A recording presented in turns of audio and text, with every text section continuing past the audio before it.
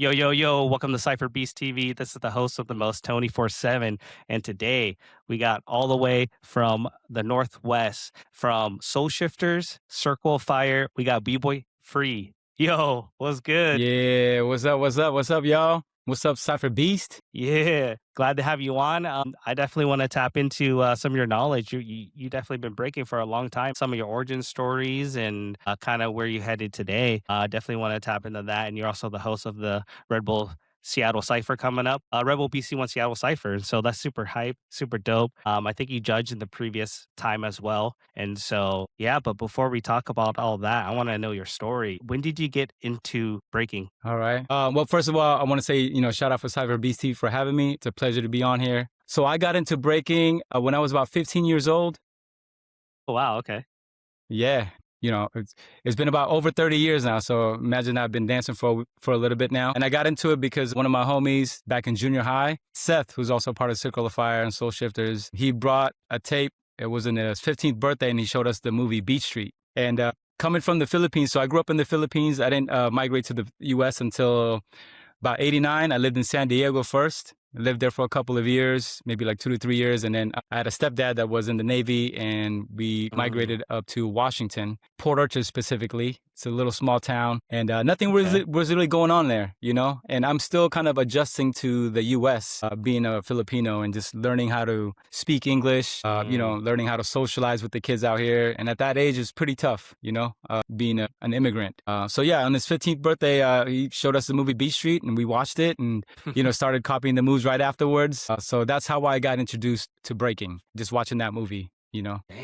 And then after Right. that, we started trying to do the moves. Okay. And you mentioned your boy Seth, the same crew. Is Yeah. he dancing and you guys still connecting to now until today? Yeah, totally. Yeah. I think he's in a different path right now. He's definitely more into like the health and fitness and, mindfulness. But basically him, John Jay, who's Mm. like the Yeah, director yeah, of yeah. Red Bull in the US. So me, him, and Seth were in junior high together. We met up at junior high, and, me and John were in the same class, homeroom, and we kind of befriended each other. And, we started practicing together. Now, where I was living at in Port Orchard, it's a small town, predominantly, white folks. So all the minorities combined were still minorities, and Yeah, yeah. all the brown people in my high school. We had an area called the Island. So that's where we all kind of hung out. All the brown people, the Chamorros, the Filipinos, and some Koreans. Okay. But basically, yeah, that's where we kind of like got our breaking started. 7th grade all the way to like high school.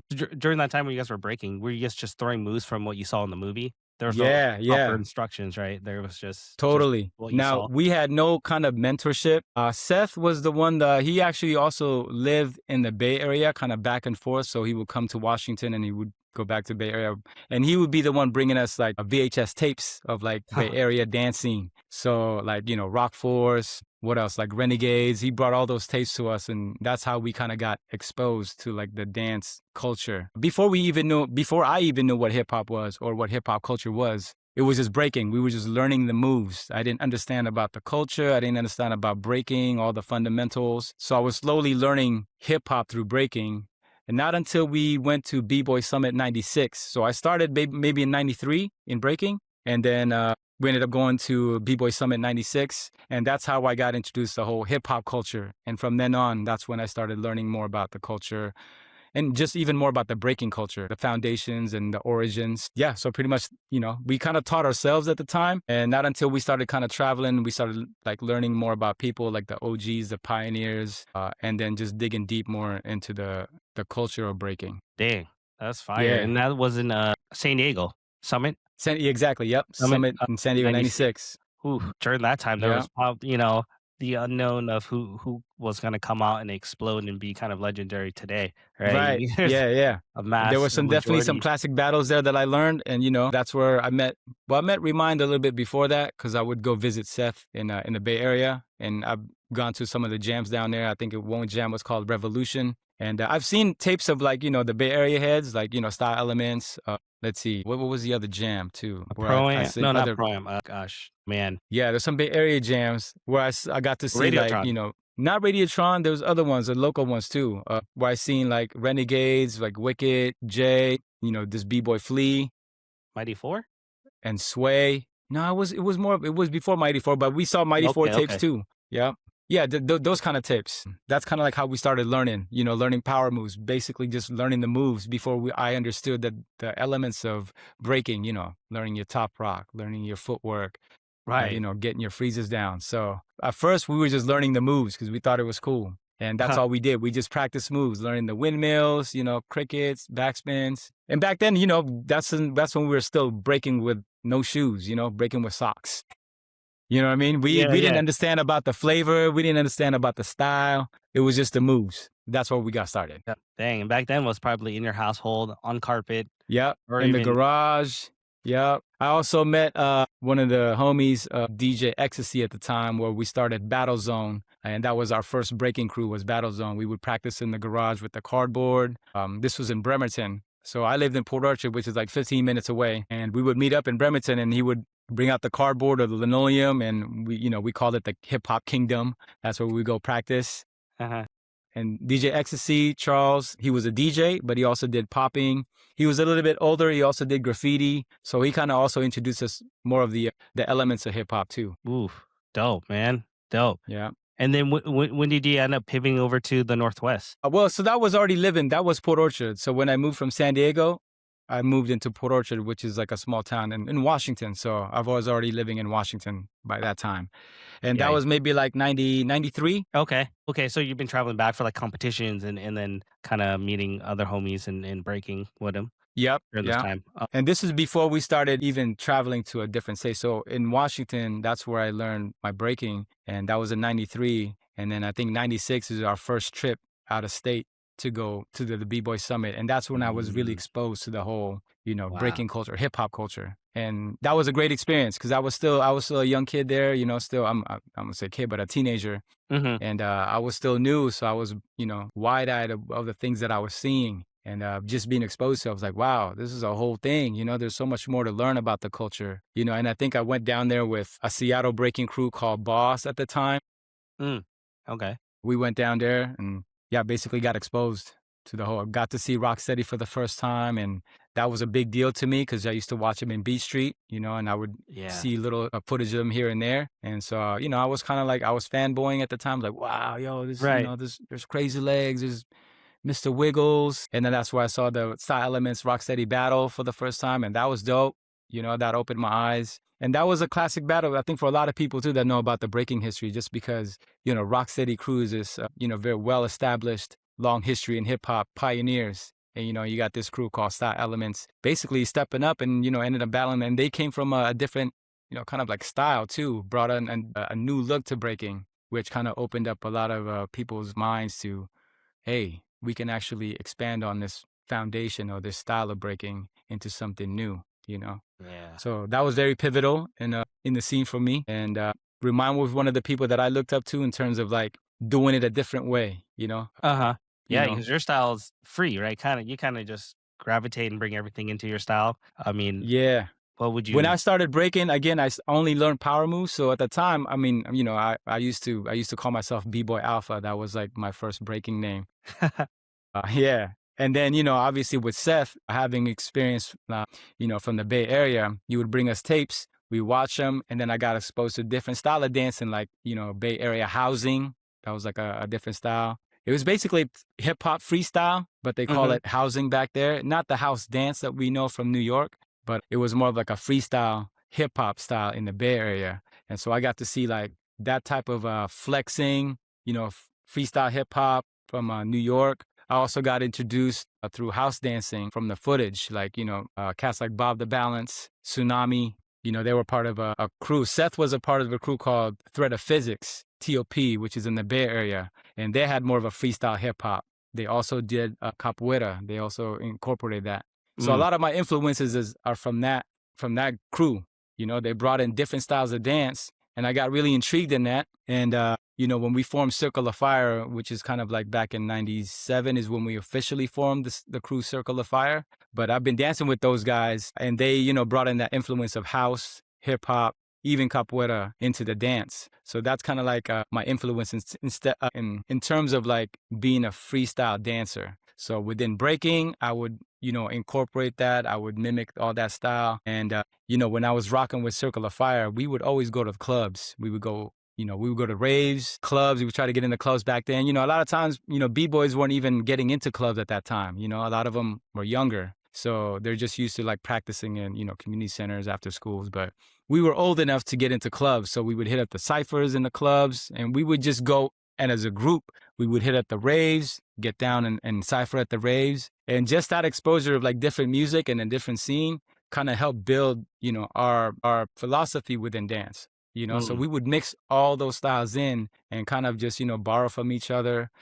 And me personally, I was really young in the dance scene. So most of those guys like Seth, Bob and them, they've been dancing way before me, so they had a little bit more experience. So I looked up to them, even with John Jay, we got into breaking together. But John Jay also he did like Taekwondo. He was also a skater. mm, So I think a lot of that's bled into our, our dancing. And, we can talk about it later, but that's kind of like how I came up with the name Free is no matter what it is, if it's breaking, if it's house, if it's hip hop, like if I'm dancing to a music, I want to be able to be free. It's a reminder for me to freely express myself.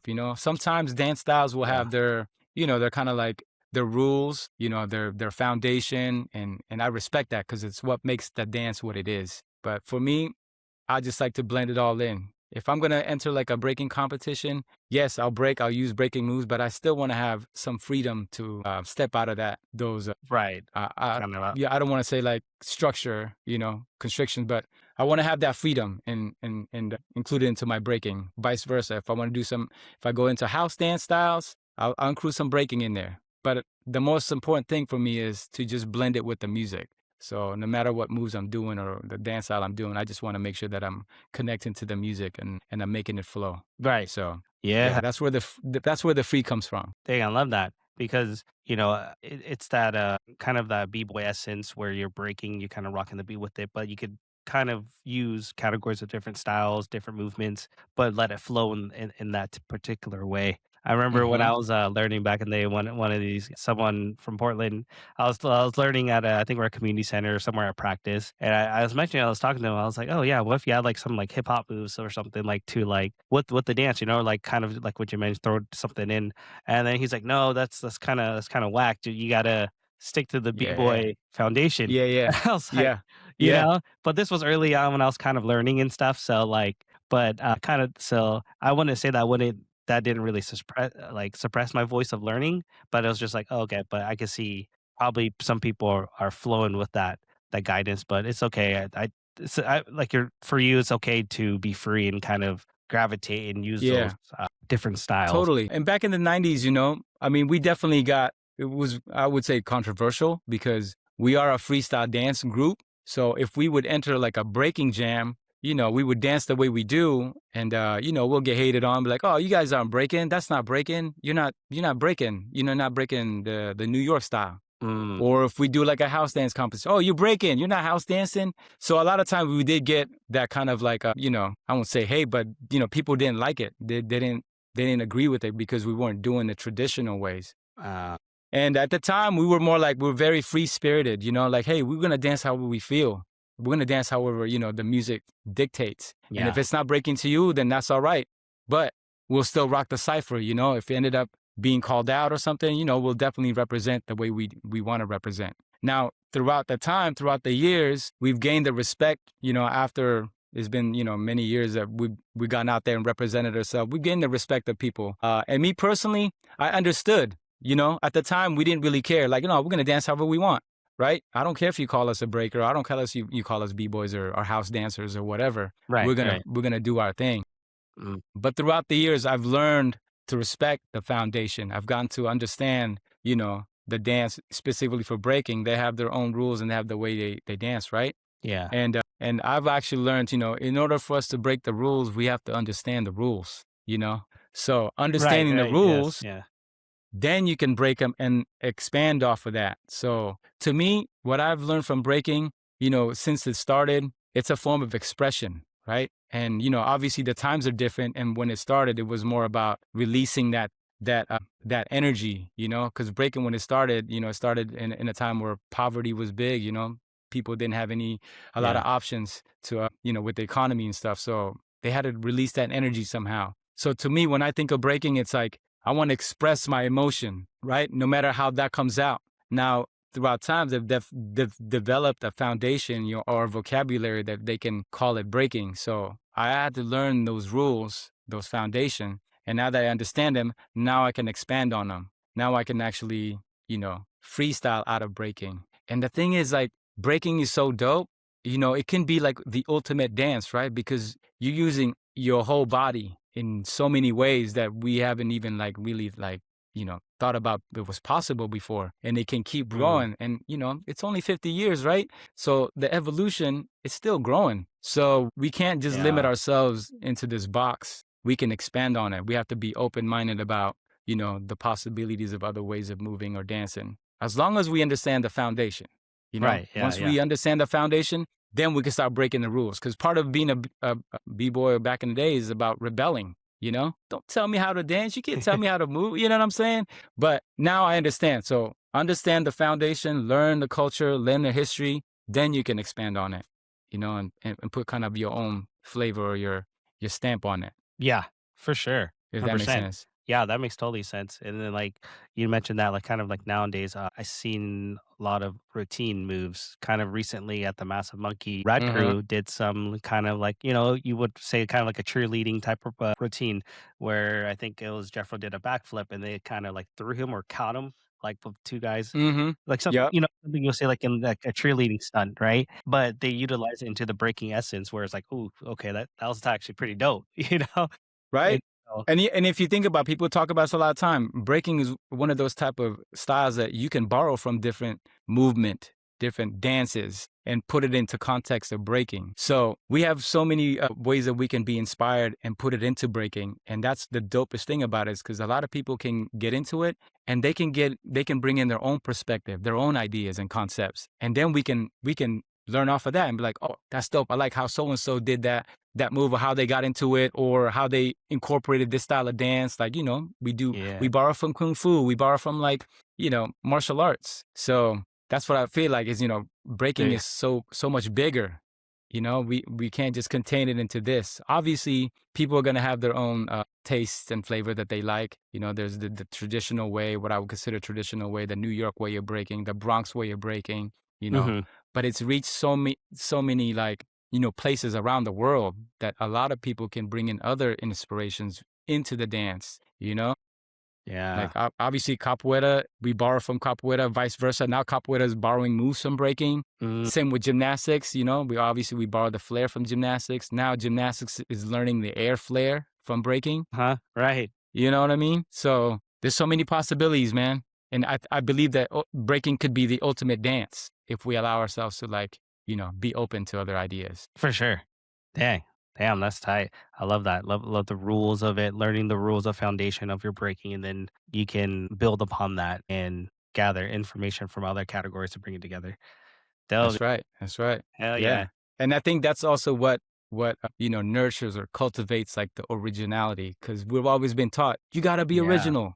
You Right, can't right. dance like so and so, right? I mean, first you can't do moves, but now you can't copy somebody's style or somebody the way, because in the 90s, and people know this that are from the 90s, you can tell from somebody's silhouette just from the way they dance. You can tell who it is, because we Mm, were so forced into, like, you got to be original. You can't bite. You can't look like so and so. So, we went to the extremes of being so different, right? right, right. That we kind of moved away from, like, the the foundations, and then we brought it back in. Okay, you can be like that, but just make sure you understand the context of the breaking foundations, and then add that flavor into it. And there's so many different styles Yeah. now, right? So yeah, I mean, just have the freedom to create. You know what I mean? Yeah. Yeah. And being original is important, right? So we've always been taught that, being original. So be adventurous, be curious, and don't be afraid to try new things. Make it your own. That way, it's just your own unique way of moving. Because we can all learn, the top rock. We can learn the basic steps. Mhm. We can learn the footwork. We can learn all these. But how is that going to make it unique to you? Yeah. You know, Yeah, for sure. how do you stand out from the next person? It's just the way you do it, just slightly different, can make a difference. So what do you think about this thing? So like if you're creating and you're learning these moves, but like you haven't seen any videos, because you didn't really Mm. trying these moves, but you don't know the history of like somebody trying, to learn this like power move or some type of trick move, but you learn it, right? And then it's actually someone else already created it or something. Yeah, yeah. Yeah, so it's like kind of That's hard to like call it a bite or is it a bite? What are your thoughts on that? Yeah, that's interesting because that's definitely been a conversation before. Now, I mean, if you're being honest with yourself, right? You can say, "Well, I made up this move because this is what I was doing. I was practicing. I created this move."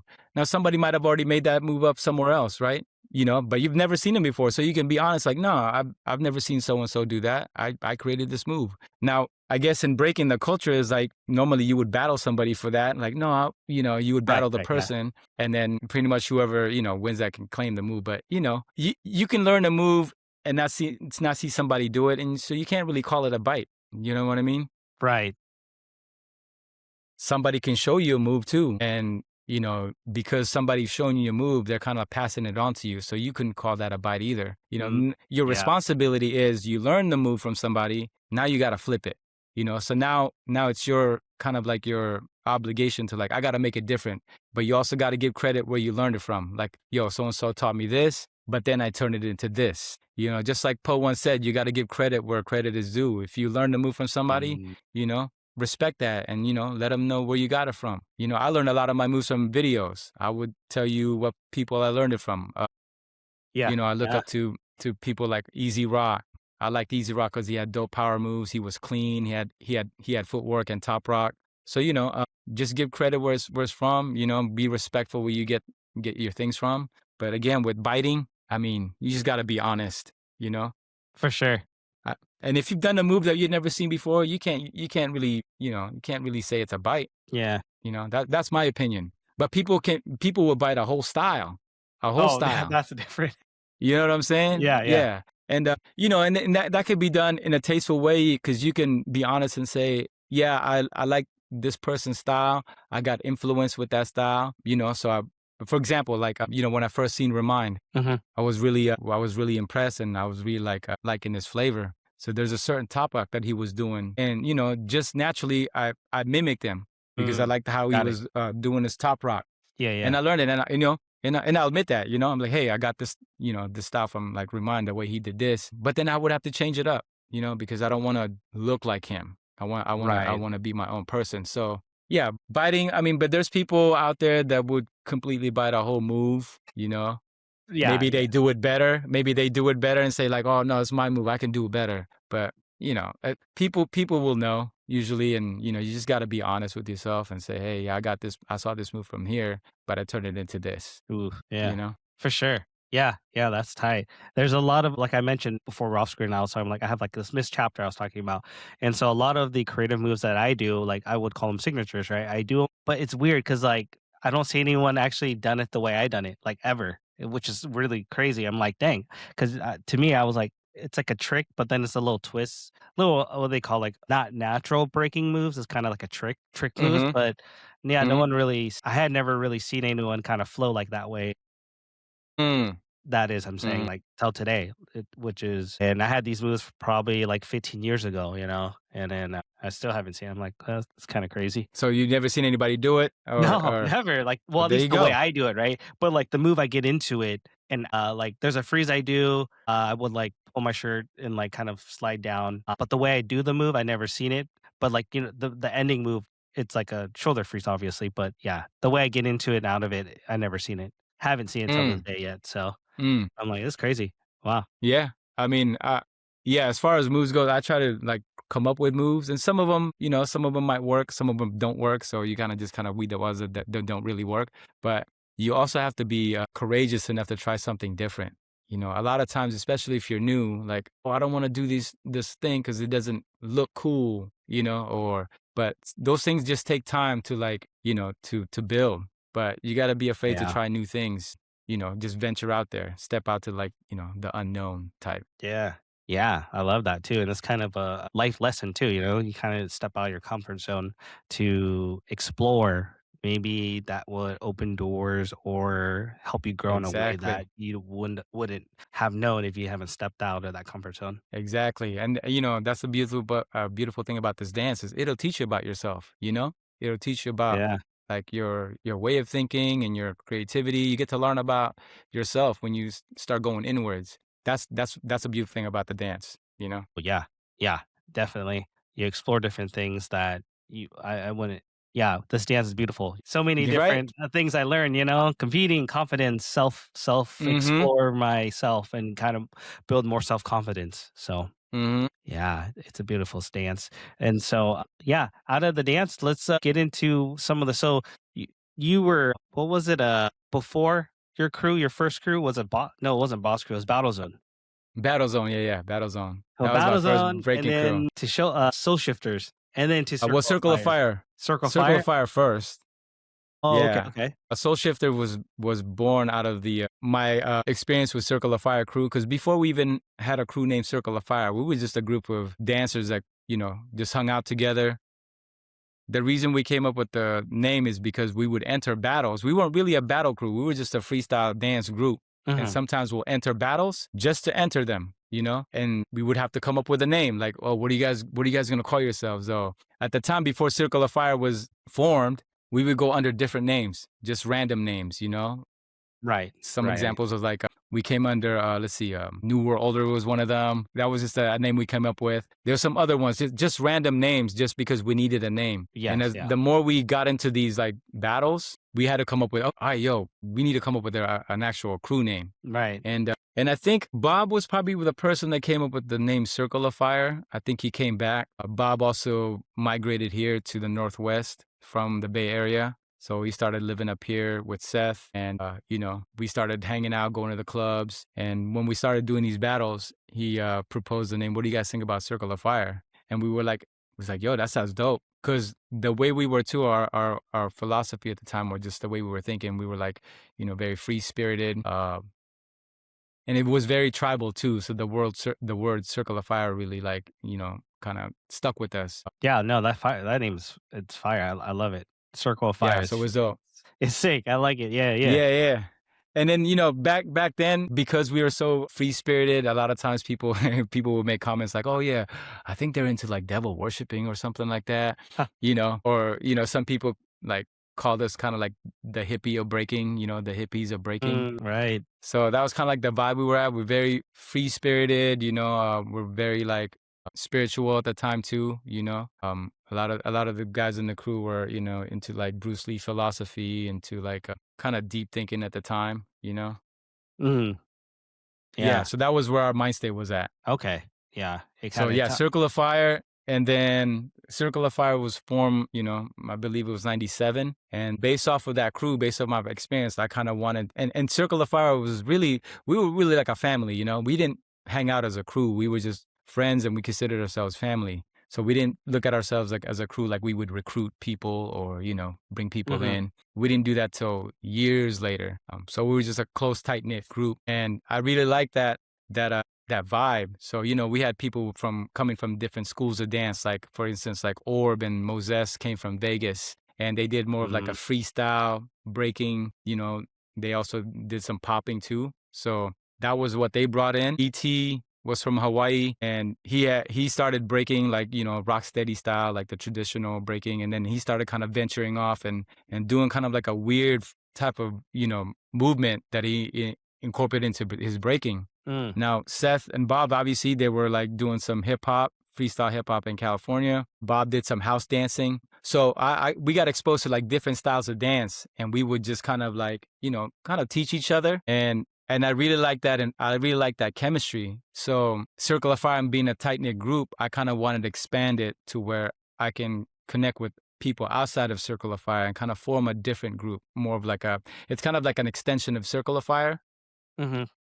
So originally I named it Shapeshifters, and at the time there was already a shapeshifter like rap group. So I Oh, was like, okay, I can't really got it, call got it. that. And that's how I came up with Soul Shifters, you know, Mm. basically shifting souls. A lot of us have our own individuality and we create from that, you know, not typically being boxed into a certain style, you know, because we all Mhm. freestyle. So Soul Shifters, you know, is an extension of Circle of Fire, same kind of like philosophy and perspective on the dance and the movement. But I also wanted to extend it out outside of our crew where I can bring in other people that I felt had the same vibe. And it's more of Yeah. a wider artistic like expression that included more than just dance. So for instance, like DJs, Oh, got it. videographers, Mhm. photographers, people that have artistic talent that we can all kind of like, we can utilize. So that's what Soul Shifter is. We had graffiti writers, we got, we had tattoo artists. So that was more of a Soul Shifter thing, is just expanding out of just movement. Yeah, yeah, no, that's a great thing because it's more than just the dance, and then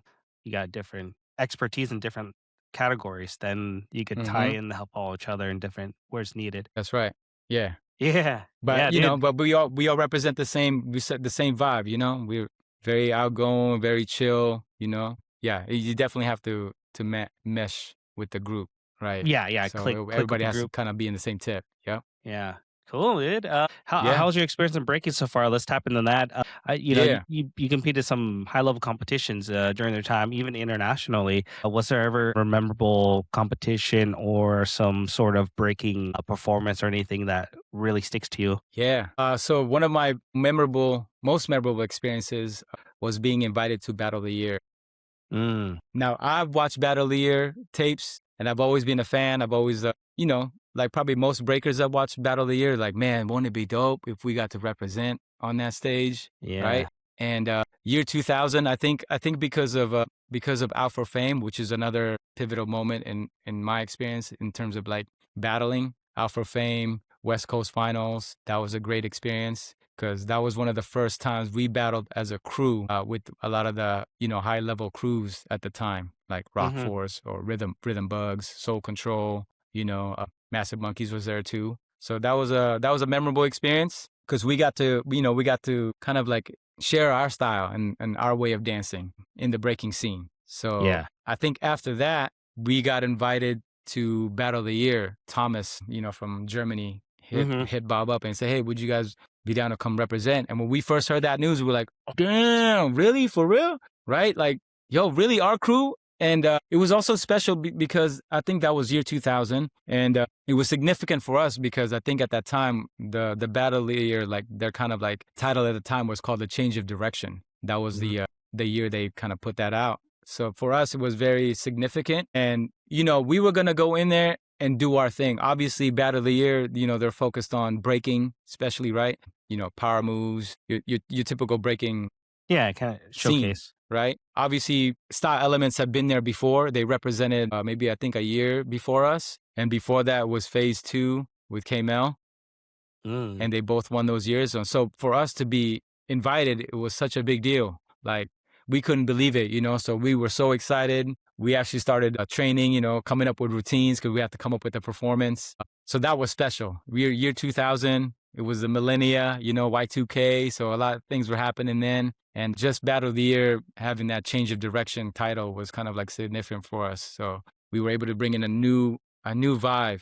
And I just, Yeah. after that year, now, me personally, I don't think I did a really good job at the actual show, but just being on that stage, it was also during the World's Fair that was happening at the time. So there's a lot of things going on. So we got to see so many things, but just that whole experience Oh, the was year memorable. 2000. Wow. Yeah. And, years later, after like Battle of the Year, maybe years later, maybe 10 years later, when I traveled across the world, like especially Europe or Asia, they would bring that up and they would let us know, hey, yo, when you guys came up to Battle of the Year, that was really special. That really opened our eyes to like what breaking and what possibilities we can do with breaking, stepping outside of the box. And, we were definitely receiving those kind of like affirmations that like, okay, we did something dope. We left the mark in some way. Cause me personally, I wasn't really a battle cat. I wasn't really like training to compete. I just like to dance. And sometimes I would enter battles just to see what I can do in the moment, to be able Hmm. to put myself in that moment and let's see how I can do with just freestyling. I always entered battles freestyling.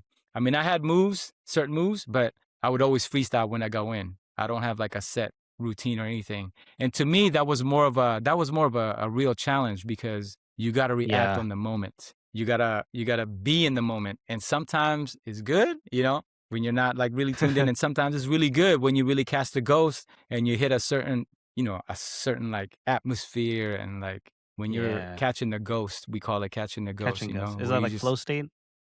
yeah, the flow state, like get in the zone, Mm, and those are beautiful to me because that only happens in that moment. That will never be repeated again. You can never duplicate that moment because that just happened, and it's very special in that sense. yeah. So to me, that's how I would enter battles. Even if I enter like any kind of local jams, it's all freestyle to me. Ooh. To see where what I can do as far as like reacting and adapting. And sometimes, you'll surprise yourself. You might even do a new move that you've never done before because you're open to that. And that's happened a few times. Ooh, love it. Another event, probably for my experience, is definitely Lords of the Floor. Yeah. It's an iconic event, not just for me as a competitor, but just being a fan, of the dance. Yeah, I you get to entered, be on stage. who'd you enter? It was it Orb? The first year, I think 2001, I entered with Seth. Okay. Part of the grade eight. So, the first time that was dope. I'm not gonna lie, it was nerve wracking too because you get to go up against a lot of the people that you look up to, like LA Breakers, Boogie Brats, Style Elements, for the Yeah. first time. All the So that legendary. was a big deal. Yeah. Yep, and just to be a part of that was already like a big deal.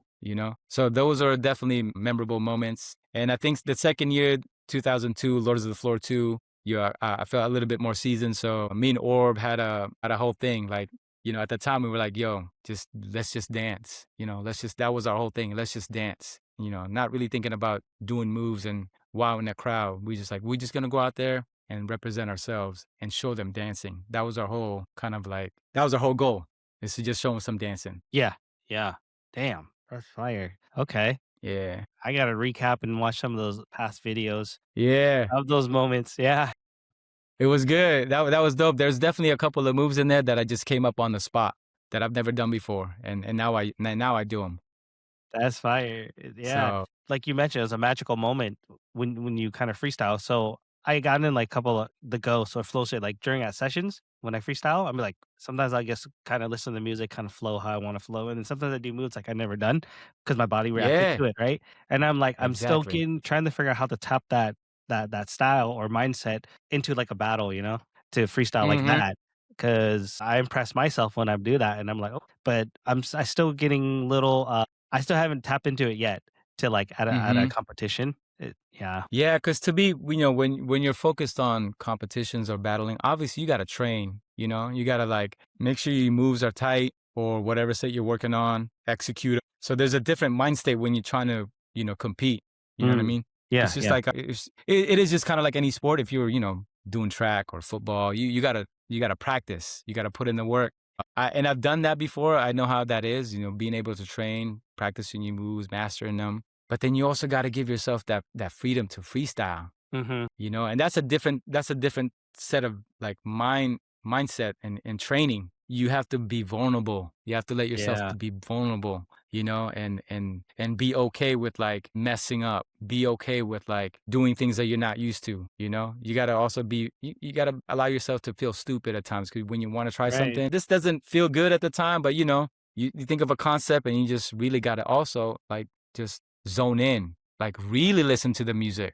Mhm. You got to really like put yourself in that. It's almost like imagining yourself with just you and the music, nothing else around you, nobody else. And, how would you move with this like tone or this rhythm, Yeah, being able to like explore that way. Yeah, it's different when trying to compete. It's like, yeah, you're training certain things to get everything right, battles. But being able to freestyle is something different.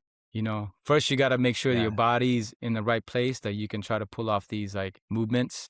So you also got to think about how you're training.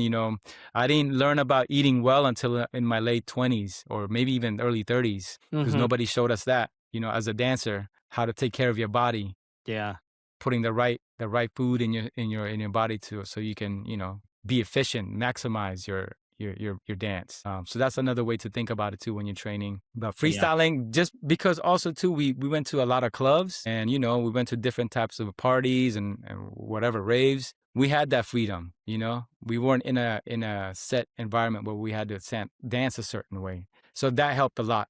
With our Yeah. perspective and philosophy about dance.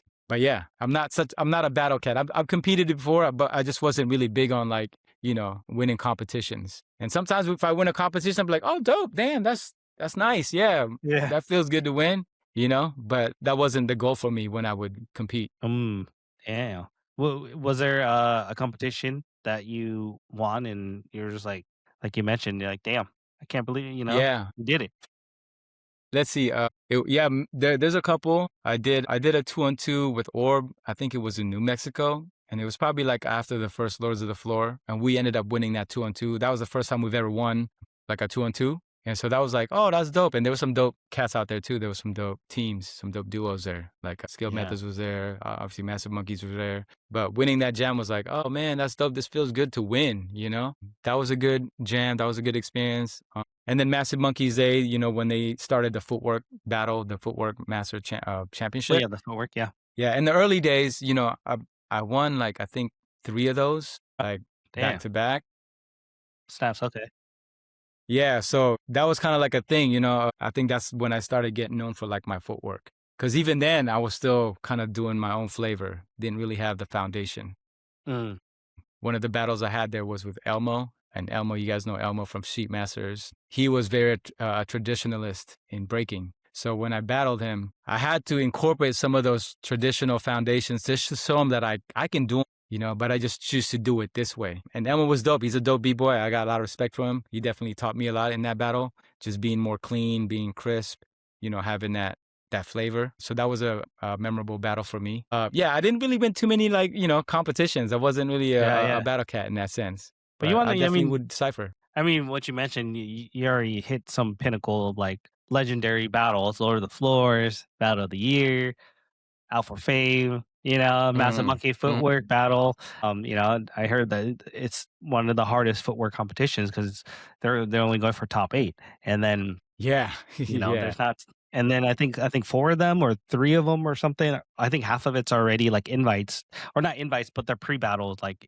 invitational, right. right? Qualifiers. Yep, Qualifiers, they've already yeah. qualified. And so Yeah. technically they're going like top 4, top I don't know. So it's hard. Yeah, and it's a hard one to get into, man, because even as a judge, there's so many nuances you got to pay attention to, and sometimes there's a lot of dope cats that are really dope, but sometimes when they perform, maybe it's not up to par. So sometimes Yeah, like a lot of the dope cats that are really dope don't make it just because of how they perform that day. for sure. And there's so many footwork is so dope. Like to me, like Ken Swift said, like, footwork is one of the elements of breaking that makes breaking unique. It's one of the only ones that do this kind of movement, and it's a special line, and it's infinite. You know what I Mm, mean? The possibilities, the ideas, and it's still growing. It's yeah. still it's still evolving. So I like footwork a lot. Yeah, Massive Monkey Footwork. It's a coveted kind of title to have. So I'm blessed enough to actually one of the first ones to earn the footwork ring. I Uh-huh. think when they first introduced it, I got the very first one. So and Ooh, I haven't been able yeah. to get it since. And that's like because it's tough. Yeah. You have to be on point, man. I think Jay who won last year was probably the only one that's got 2 footwork rings. Uh-huh. I mean, some other people had it twice, I think. I can't remember, but no one's ever won it back to back with the footwork ring. Ooh, okay. Yeah, so a lot of people, one of my ideas is I pitched it to them like, yo, maybe you should have like a past winners of the footwork champ, Ooh, as a grade 8, pick the yeah. top 8 that won the last 8 footwork champs, have them as an invite, and then do a qualifier for the other 8. Mhm. and Yeah, then that'd be tight. and then have like a top 16, and then you get all the dope footwork champs to be in that, and see where they're at. I thought that would be a dope idea to have. Yeah. Yeah, for sure. I think there's a couple runner backs as previous. Dino Rock, I think he won the previous ones before, but That's he right. was So out Dino this Rock won one, Profo got one, Zeshin. Dan Vital, Zeshin, who else? Obviously Jay won twice. Who else was there? Man, I'm not sure. Heat Rock? Heat Rock. Did Well, I did don't he think he win won one? though. Yeah, I think he did win one, Did he right? I win? think he did I win don't know. one. Yep. Maybe. Oh, Conrad won one. Conrad, Conrad yeah. from Arizona, I think. He won one. Yeah, so there's a lot of dope cats, man. And even the ones that didn't make it, like that didn't win. A Mhm. lot of them had so much flavor, and local Yeah, cats here too. yeah, Like Tombo got to the finals last year. He had a lot of potential.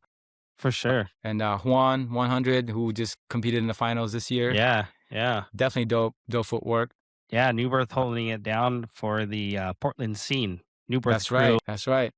they've been training, they've been going at it, and it's great to see them on those stages. Yeah, and that crew's definitely coming up, man. They've been representing. They're staying active, going all over the place. So shout out to New Birth, man. Just keep rocking it. Just keep putting your name out there, man. Putting it down. Yeah, for sure, and I think a couple of them I'm pretty sure I feel like a bunch of people from Portland are actually gonna be coming up this weekend for the Seattle Cypher, Yeah, right? ooh, that's gonna be dope. Oof, that is gotta be That's dope. gonna I be think dope. last time was, 4 years ago? I think they come every, like, 4 years or something, so it's Yep, some yep. time. So they've had BC one here, Seattle Cypher. Maybe this is gonna be their third one, I think, because they had one before. I think it was like back in 2013 But it was called, or something like that. Northwest though, wasn't it? Yeah, yeah. It was the Northwest Cypher. Yeah. Yeah, the first one they had, Crazy Legs was hosting it. I judged it with like Jeromski. Who else? I think somebody from Rocksteady. Yeah, that was the first one. And then they had one last couple years ago. Who won that one? Let's see. I don't know, I can't remember. Yeah, man. I, yeah, I'll try to remember, But, but this coming it's up been here a few times. yeah, yeah, and I love it too, and then they just recently have, like, the last year, they started getting them to Vancouver, BC. Mm. I think the first year was, like, last 2 years. The year of Below the Floors, I think that was the first year in Vancouver, BC. I think, don't quote me on that, but I think so. The Lords of the Floor in 2023, I believe, right? It's 2033, so I think that next week or 2 weeks after they went to Vancouver, BC for, like, a Cypher. Dope, dope. But yeah, yeah, yeah. Yeah, Portland, we gotta come up, man. We gotta train hard. Yeah. We keep No, getting you guys smoked do come by up there. You do represent, though. yeah, I yeah, like yeah. that. Holding it down a little. Yeah. Love it, man. I think with still a lot of growth growing into this, scene for sure. But Nice. yeah, free. Yeah. With the Let's talk about BC one. yeah, let's talk about BC1, Redbull BC1, man. Such a prestige platform competition, and it's been, worldwide. It's crazy. And the Cypher coming up, the winners will go to nationals, San Diego, and the lineup is pretty Yeah. crazy. I saw some of the invites. Oof, there's gonna be some No, dope, I know, and dope there's a lot of battles. young cats in there too, man. That a lot of the young Yeah. generation coming to represent. Give me a second. I'm gonna go plug this in real Oh quick. yeah, yeah, for sure, for sure. My bad. Yeah, man. No, it's all good. Yep, super hyped for that. It's in a few days. B-Boy Free, Circle of Fire, Soul Yes, Shifters. Yeah. that's right. So you are the host. Yeah, so I have the honor to be a host along with Bryson from Mice and Monkeys. So this is definitely a big deal for me personally, just because I've judged the jam and just the journey of BC One. It's been all over the world. They've been doing it for so many years now. I can't believe it, like since 2004. So 20 years. You know what I mean? So it's dope to be a part of this legacy and just to be be in the culture and represent Seattle. Heck Where I'm yeah. at. So super excited about it. Dope, man. As being a host, what kind of what can we expect to be at this competition? Man, well, you're gonna expect some fire. That's for sure. There's a Yeah. lot of people that are hungry, and even just with the Massive Monkey weekend that just happened past weekend, Mm, man, the energy and the level is so dope. And one thing I like about the Seattle crowd too is since they've been exposed to like the breaking scene in hip hop, like through Massive Monkey Day weekend so many years ago, they understand like the culture. So the crowd here is super dope. They're really into it. So I give it up for the Seattle crowd, for bringing the energy. And I yeah. mean, it's just gonna be dope. I mean, I definitely expect some fire in there. A lot of the younger generation are hungry. They want to make Uh-huh. a name for themselves and represent. So there's gonna be a lot of tough battles. I think that's gonna happen. Oof. And I'm sure people are gonna have their favorites, that they really want to advance. Yeah, And yeah.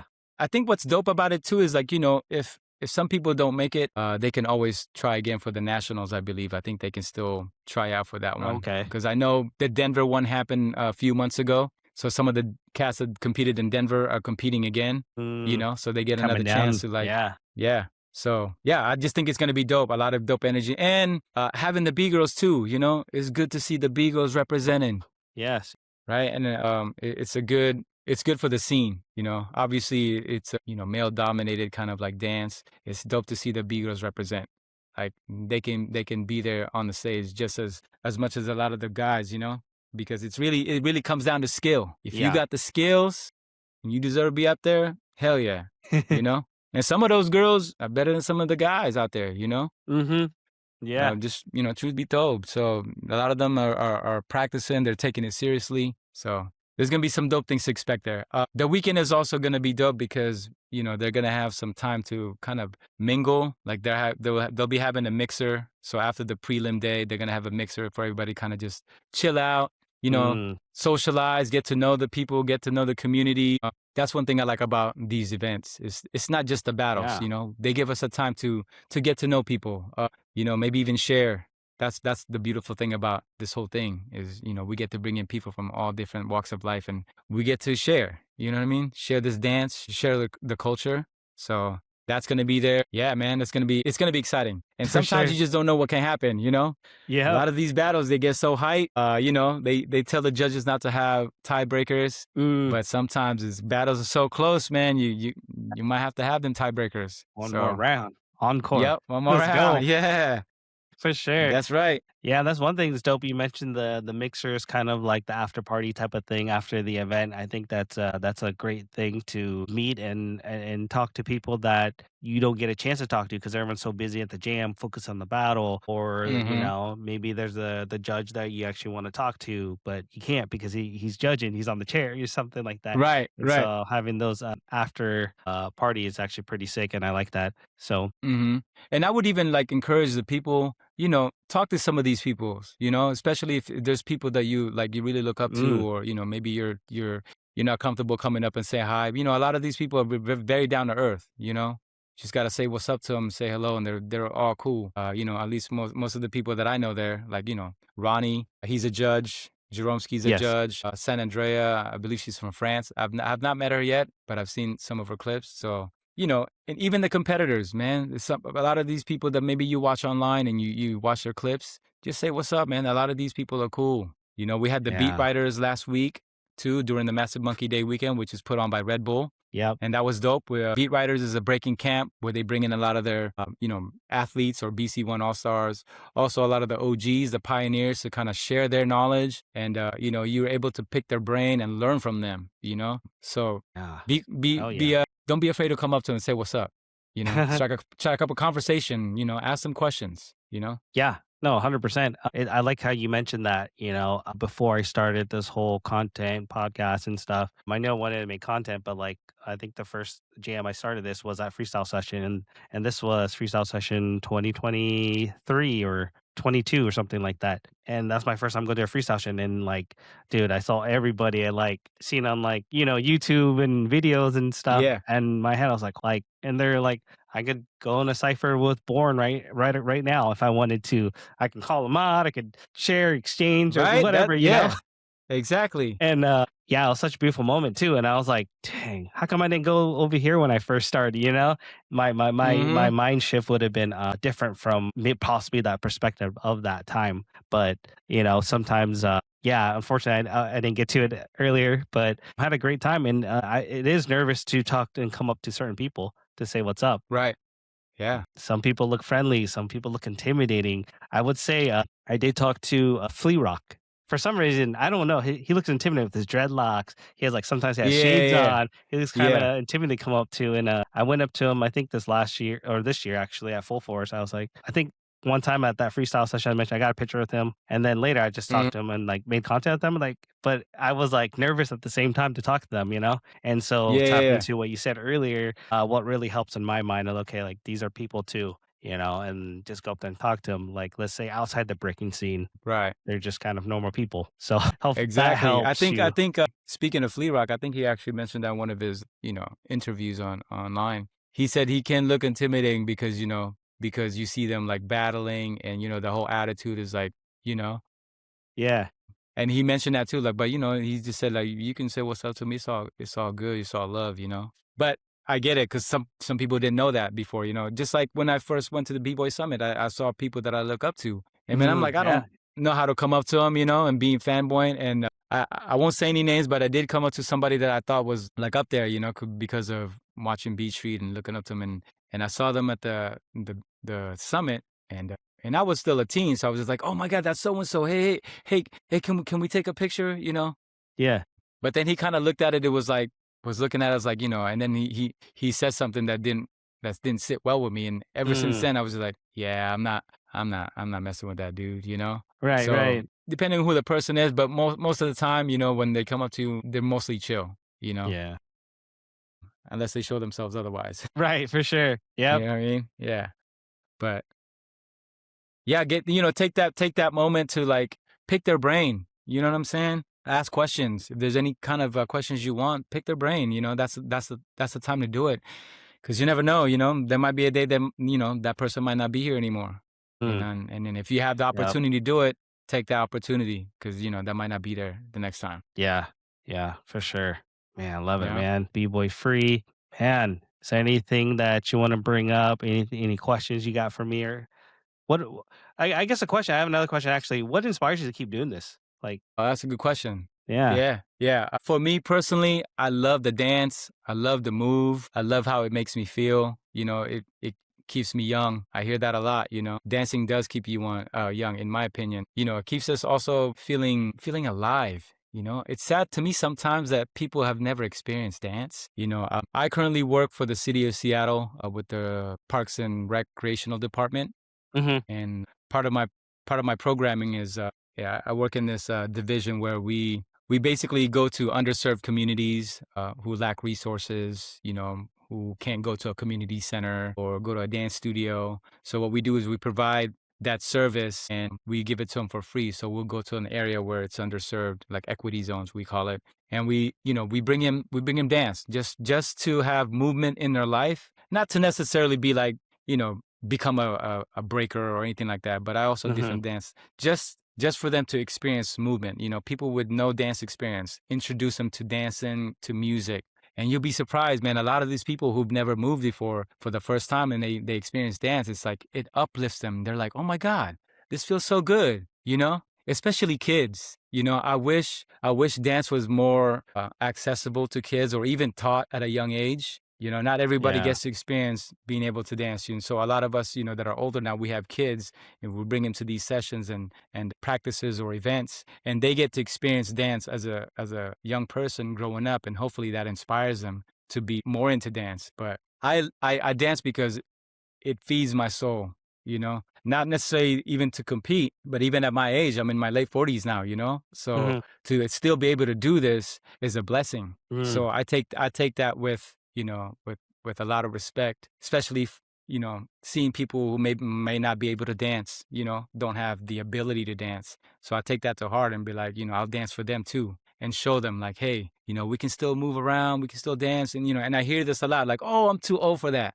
you know? Right, I mean, right.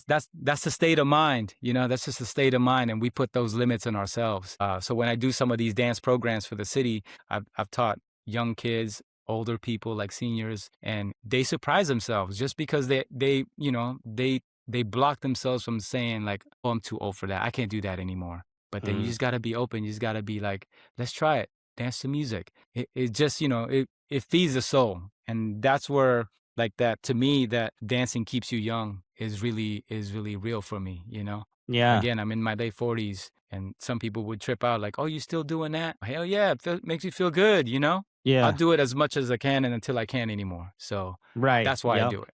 Hell yeah. and, Man. and there's always still room to grow, you know. I still challenge myself. Sometimes I'll compete just to see where my level is at, if I need to get better for myself, you know. So Yeah. yeah, I do it because we love it. You know, we still go out to the clubs. We still cipher. You know, and on a weekly basis. So Really? Yeah. yeah, yeah, Damn, dope, dope. Are you ever, thought about doing the 40 over 40 freestyle session battle? yeah. I thought about that because it's still doing it.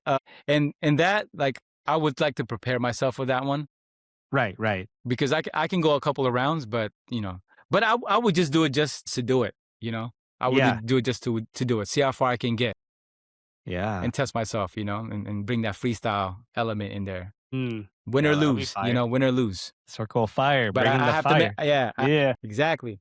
So I have to make it back to a freestyle session, which I haven't been in a while just because of circumstances. Mhm.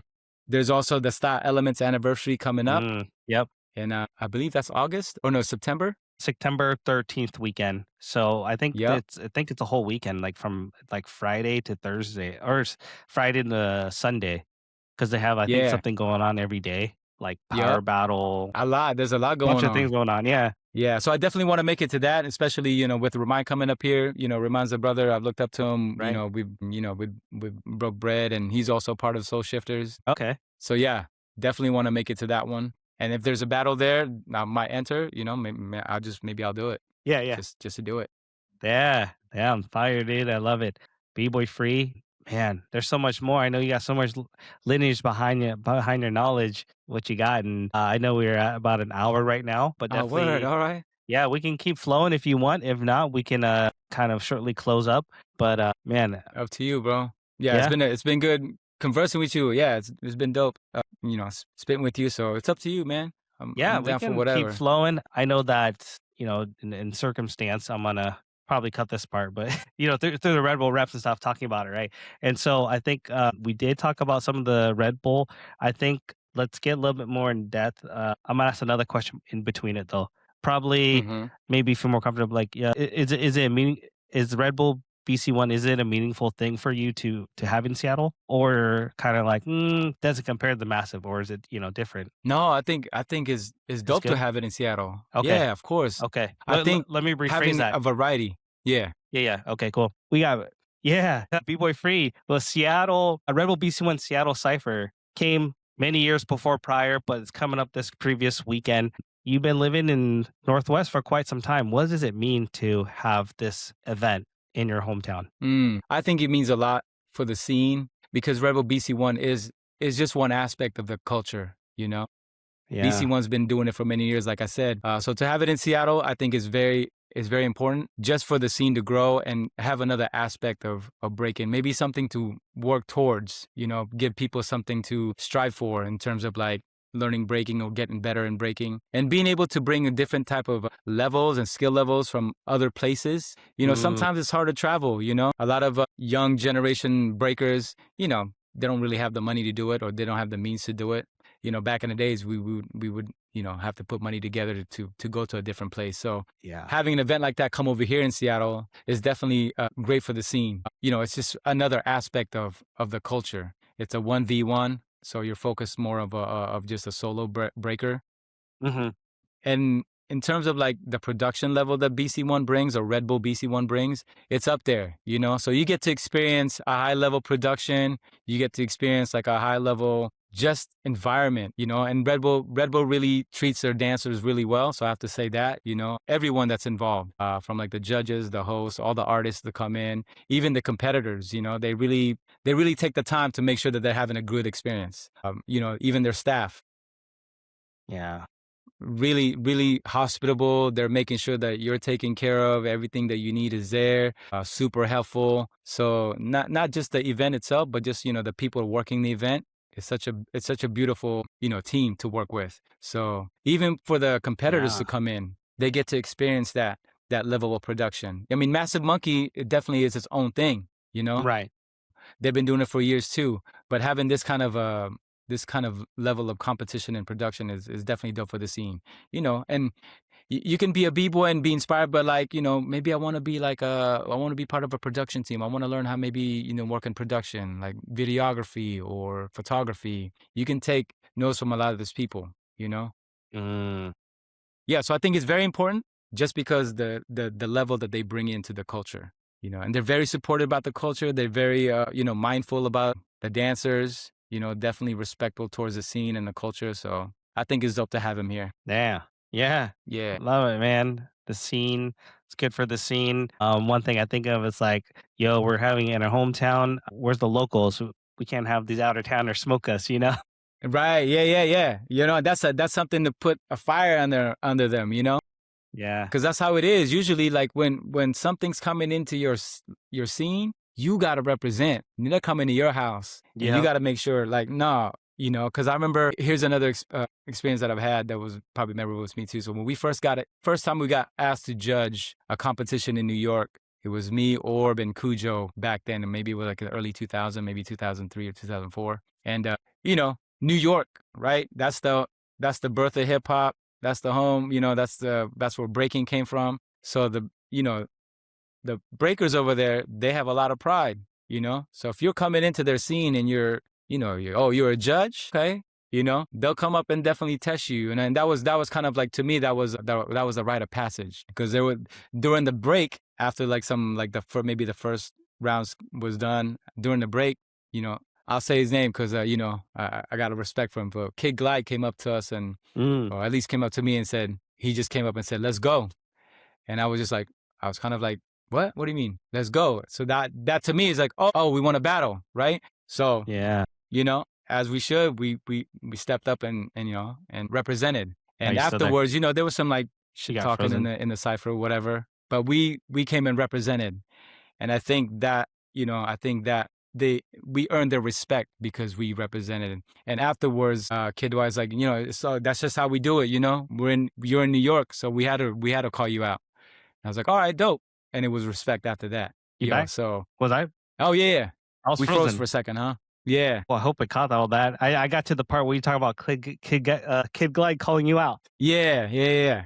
Kid like called us out, and so you know, we had to answer just because out of respect. Okay, you know, we'll do it, and it wasn't out of hate. It wasn't anything like that. It was just more like I said, it was kind of like a rite of passage. You know, we were in their hometown. We're in New York. You know, we consider ourselves dancers or breakers, so we had to represent. And like I was saying, during the cipher, there was a lot of shit talking. You know, Mhm. Yeah. whatever, but we represented. That was the whole thing. Is we came and still represented the way we danced, you know, and I think we earned their respect, and that was kind of like, you know, like I said, that was kind of like our rite of passage. Like, we got to battle New York, we got called out, and we Yeah. got down. So after that, it's all been love, you know. Shout out to Kid Glide. We still got to do another battle. We got to do another footwork session there. So he beat me last year at Massive Monkey Day. So yeah, I maybe it gotta was get 2 him. years ago. Yeah. Okay, okay. So Sick. Yeah, no, I like how you mentioned the call outs because it's a little different nowadays, right? There's not that much call outs nowadays, but there are call outs, but yeah, it's different. it's different, right? And I remember with me doing this content, I was like, I always kind of try. So I practice two. I try to stay active. I practice like maybe 1 or 2 times a week, but I try to stay active. And I was talking to my homie. I was like, you know, when I go to competitions, if I do some content, I put gear on, so I'm ready to break too. So I was like, dude, what if someone calls me out? Like, Always who's, got to be you ready. know, you're like, hey, he's here doing content, but is this guy B-boy? He's breaks. Someone called me out. And one of my homies like, what? Someone's gonna call you out? I was like, you never know. You never know. Yeah, you never know. You You know? never know. Somebody might just be there to try to test you, you know? Yeah. Make sure make sure you represent this. You also you just got to be ready too. You never know. But that doesn't really happen to me or us so much, you know, with the crew. You know, nobody really like calls us out. Maybe, you know, maybe they don't think we're worth it, or just because our vibe is just different, you know. Our vibe Mhm. is very welcoming. And if you do call us out, we'll definitely step in and represent. You know, don't get it twisted. Yeah. But that doesn't really happen, you know, so much. Yeah. For sure. For sure. Damn. So what jam was that in New York? You guys did the judge. Yeah, I forgot the name of the jam was, but It was you, Cujo, and you said Orb? Orb, yeah. We're judging. Okay. Yeah, we were judging. Yeah, and you know, New York, like I said, they have a lot of pride, you know, and they gotta represent their, you know, their city and their hood. So I dig it, you know. Yeah. But it was also an honor to be called out.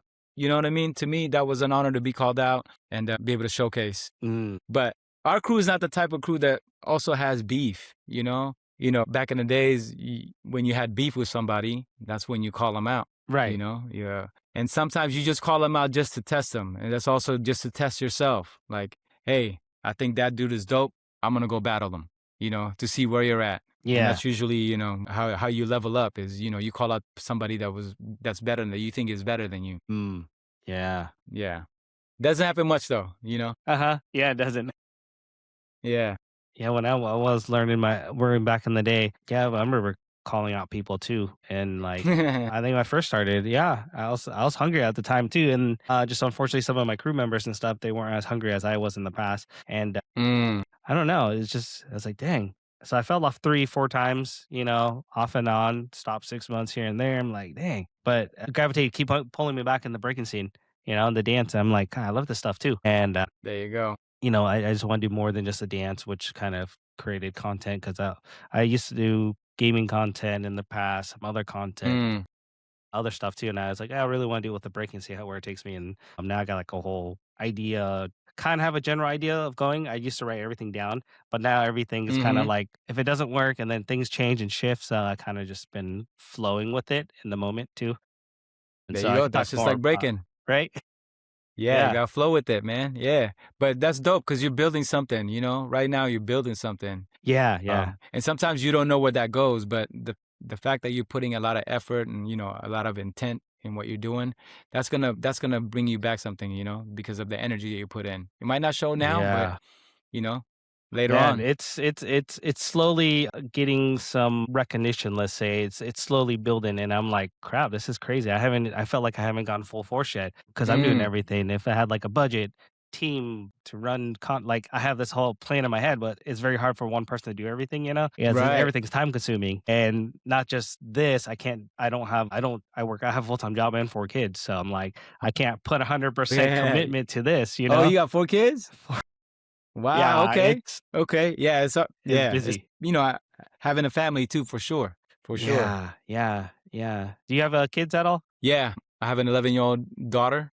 Okay. So yeah. Sick, sick, Yeah. Just nice. one. Oh, okay. Yeah, I Just got a boy one. and 3 daughters, and so, Ooh. it's I love it. It's just busy, so I gotta stay Yeah, active that's too that's at a the lot. same Four time. is a lot, bro. Two can be challenging. Yeah, but four, whoa. Mhm. Yeah, but other than that, yeah, it's just the purpose, you know? I love this stuff. What do I wanna pour out? A lot of my creativity hasn't been into as much breaking, and so I think a lot of the creativity is going into the content, and so, Mm-hmm. you know, back in, I had an AI program that like cut shorts, and I'm like, dude, I can't do it because I went through them one time, and I'm like, this doesn't even make sense. There's because there's like a b boy flavor, b boy essence to like the storytelling, Mm. and it's Hmm. missing all of that. Yeah, so that makes sense. Yeah, a lot of the AI stuff you just have to like. It's a lot of trial and error. I haven't really worked with a lot of AI stuff, but the stuff that I've seen, like, okay, I see a lot of the possibilities. Yeah, yeah. Especially like this whole what is it, the AG, the agents or whatever. Like you can, Oh, but the a lot of it you agents, have to learn. like the calling. You have to learn the process. You mean No, this new AI where they call them agents. Basically, you can set them up to kind of do the behind the scenes type of work as long got as you it? can know how to set it up. Yeah, prompt it Yeah. right. Hmm. Yeah, So they can be doing the work in the background while you're taking care of other stuff. yeah. You know, That's next kind of like a level, personal assistant type right? deal.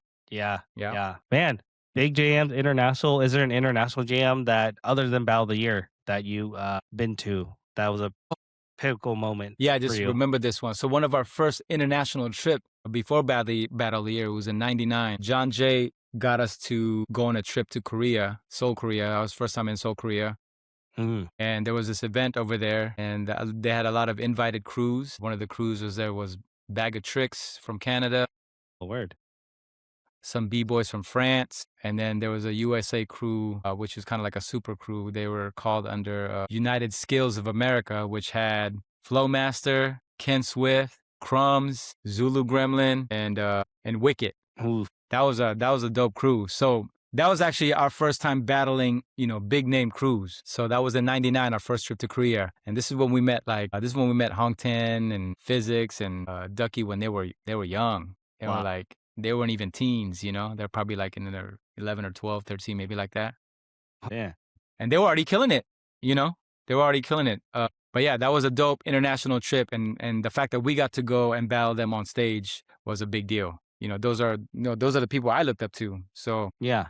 I was definitely nervous going up against them. I've never battled them before, so yeah, that was monumental too. So we got to represent with them on stage. That was a big deal. They ended up winning, of course, Which but crew? just the experience was United Skills of America, United Skills which America. Yeah. yeah. Damn, that's So that was crazy. dope. That was Damn. dope. Another international. Let's see. We went to visit Hawaii, ET, back in the days. That might have even been like in maybe early in '98 too. But we ended up battling Flowmaster and Wicked in some club because Oh, they, yeah. they happened to be there, and that was dope. That was dope because we were at the club and we were ciphering and we ended up battling. So I've had experiences with Wicked for a long time. I looked up to Wicked when I first started breaking. Wicked was super dope. His power was clean. It was fast. So Yeah. to get down in a cipher with him was a big deal. Him and Flowmaster. Oof. They were there. Yeah, and So then we had a little Cypher battle there. All love though. It was all damn, love. sick. That's tight. Yeah.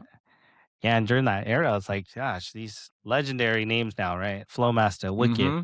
Yep. and Hong Ten, and Bag of Tricks, and gosh, now Yeah. there's paving the way for the generation. I think what it is today. Yeah. Yeah, it's crazy because you think about like Hong Ten and them. Hong Ten just turned 40 recently. Mm-hmm.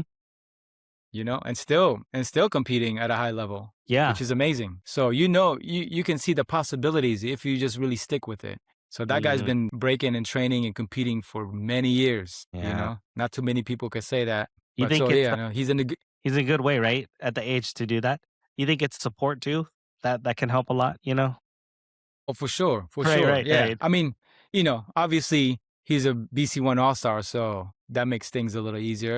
Being a sponsored athlete, which something you wouldn't really think about before. In the 90s, that didn't exist, But now you Yeah. have, Red Bull and Monster supporting the culture, and now they have these sponsored athletes that can basically support themselves, not having to do anything else but break, Right.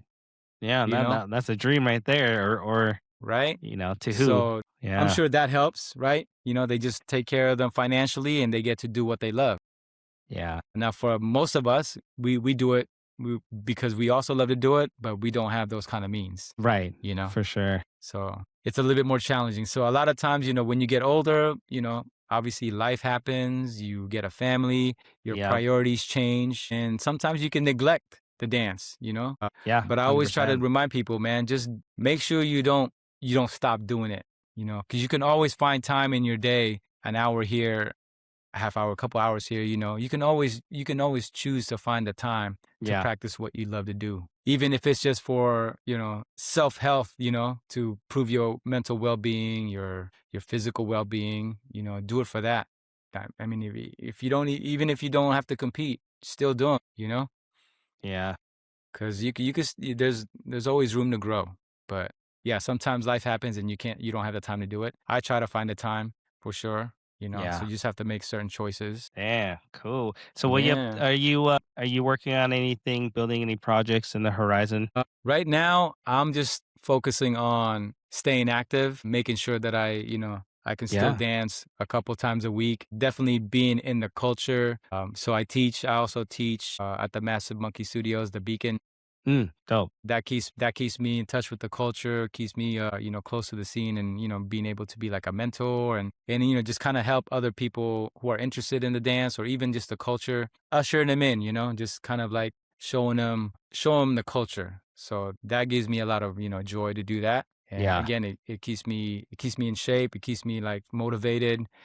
Because, sometimes, especially living here in the Northwest, if you don't have anything going on in terms of like any kind of artistic passion or creativity, something that you're doing, man, it's tough. So there's a lot of people that deal with Mm. mental health here Oh, yeah. because one, for the weather, and again, if you don't have anything that keeps you busy or keeps you creative, it's really easy to go down that hole. Mm.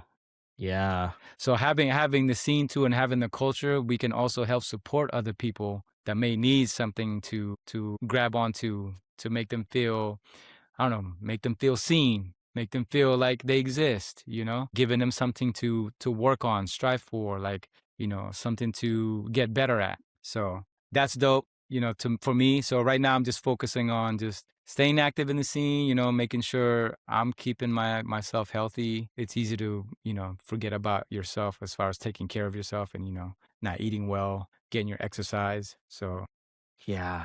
not any specific projects that I'm working on, but I definitely, I'm still in the process of finding myself in terms of being a creative and making a living out of it, Mm. be my own boss. So that's kind of like Yeah. where my path is right now. So, I mean, I have jobs. I also worked in the footwear industry for many years. So I have Okay.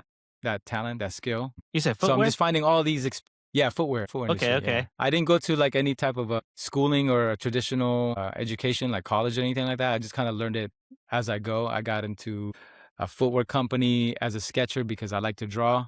I was Okay. really good at drawing, and yeah, I read comic books. I love to draw.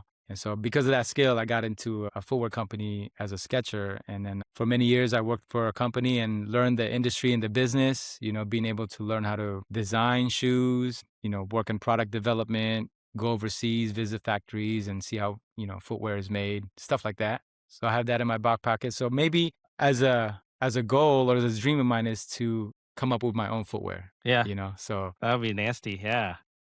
yeah. So I mean, shout out to Dizzy, one of the first, Mm, B-boys to actually come up with their own footwear, Dizzy Threads. So yeah. we know what's possible, right? Yeah, right there. Right. So, but to have our own kind of footwear, at least somebody in our culture to be able to come up with a product that we can all wear and use. So that's a goal of mine. That's a dream of mine. Yeah, So man. yeah, There's different outlets, those are right? things that yeah, it's a good outlet. Yeah, and Yeah. obviously, let's see things that I'm focused on. Yeah, I wanna still be in the scene and be active and hopefully help other people get to know the culture. Yeah. So that's kind Yeah. of like where I'm at right now. Yeah, because that could be a lost chapter. People are there practicing, learning the break, but if they're not tapped into the culture or going to like any competitions, where the scene's at, it's kind of like you lose the purpose of like, oh, I'm learning this move here, but what's outside of that class? What Right. what else is Right. out there? Exactly. Which tap into a lot Yeah. of coaching and mentoring. I would say for me, I didn't have that guidance where I'm like, okay, but Mm, what I know yep. today is like, man, Vegas, Cali, like Jerome Ski in the Massive Monkey Studio, you guys are doing great things with the youth and show them that kind of pathway where it can take you and where it can be led, you know. Mhm. And there's a lot of incredible things that happen. There's the Yeah. junior Olympics that I think they got Mhm. breaking into, which like Aeronetic and them are kind of involving a lot of that. Dope. There's a lot of yeah, there's a lot going on too, right? And so did you and even gigs, performances, did you ever do industrial work at all? We've done stuff. I never went to LA to do the whole industry thing, but we've done a lot, some corporate jobs here and there. A lot of those are, learning experiences, doing little small commercials here, work with like Microsoft, obviously Red Bull. What's funny is like I actually was an employee of Red Bull before they became big in the US. Really? Yeah, so back in like early 2000, I worked for the company as they call it the METs, which is like the mobile energy team. We would drive around the Red Bull car and basically pass out drinks. It was way different back then. Before, Mhm. when they were getting introduced into the US market, they were pretty new, they weren't really around. So yeah, I did that. I worked for them Tight, and then, yeah. help with their marketing. Basically, I think the Northwest was one of the biggest markets out because, part of it is because of the marketing team up here. Yeah, Red Bull, that's crazy. That is, Now huh? that I So think you about see it.